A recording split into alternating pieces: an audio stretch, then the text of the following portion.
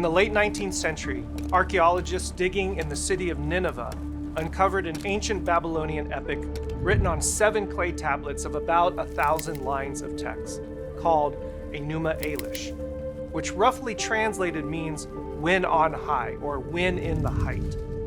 Its opening lines read, "When the heavens above did not exist, and earth beneath had not come into being, there was Apsu, the first in order, their begetter, and Demiurge Tiamat, who gave birth to them all. They had mingled their waters together, before meadowland had coalesced, and reed bed was to be found. When not one of the gods had been formed, or had come into being, when no destinies had been decreed, the gods were created with them."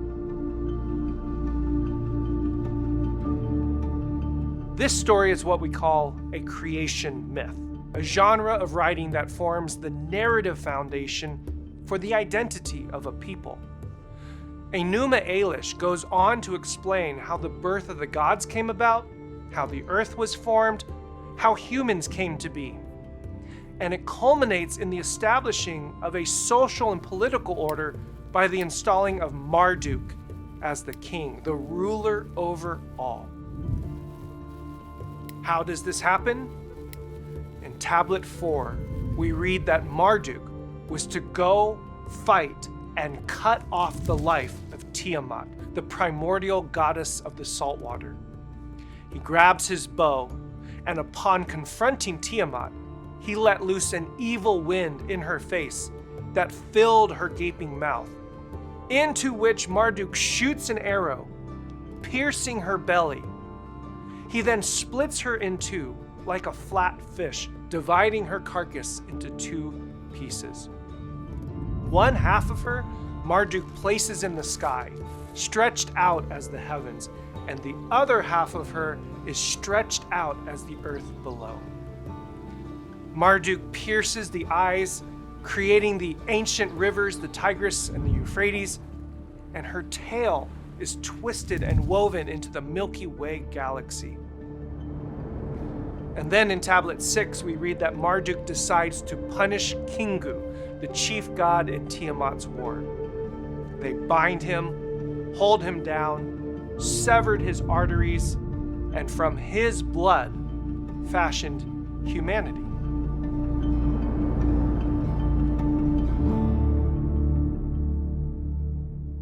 Somewhere in the 6th century BC, a band of people called the Israelites composed their own creation myth with elements that are similar to the Babylonian story, but with some significant twists and redefinitions. In their story, there is no creation of the gods. There is no celestial battle for power. And the existence of this world comes into being not through bloodshed, but through will, design, and the spoken word. In the opening lines of Genesis, we read, "When God began to create heaven and earth." In Hebrew, this opening line is 7 words, a number that throughout ancient cultures was understood as a symbol of wholeness or completion.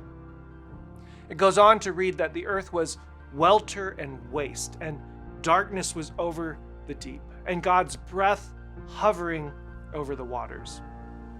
God said, "Let there be light," and there was light. And God saw the light, that it was good.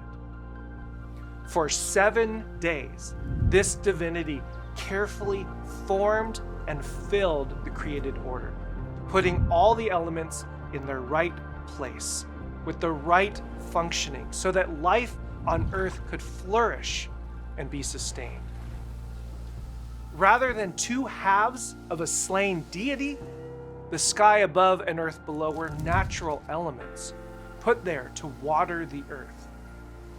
Rather than the blood of a slain captain in the celestial army, humanity was created out of the dust of the earth and the breath of life, bearing in their flesh the very image and likeness of that same Creator God, with the agency and authority to continue the divine endeavor of transforming chaos into order and beauty.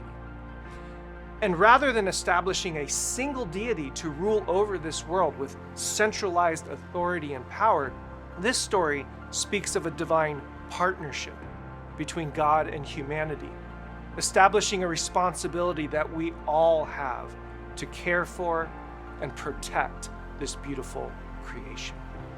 7 times God said it was good, and at its completion, when God looked over all that was made, God said it was very good.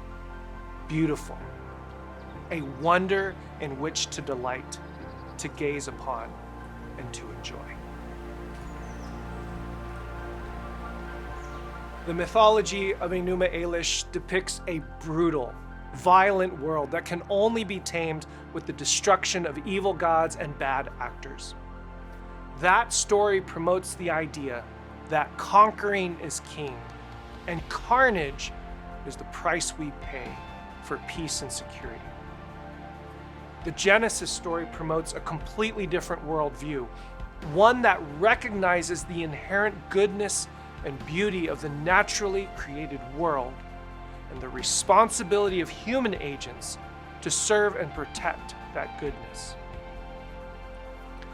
In other words, the Israelites wrote a better story, a narrative of purposeful formation, of significance, of order, proper functioning, responsibility, and care. And their story, the Genesis story, became such a powerful force for their identity that not only would they write it down as scripture, as sacred writing, but they would then refer to it over and over again as the lens through which they viewed everything else, the lens of creation, the lens of seeing this world and my place in this world as very good. And it is this far better story, the creation story of Genesis, that continues to inform and shape our worldview to this day. To say again, out of the darkness that covers the deep, let there be light.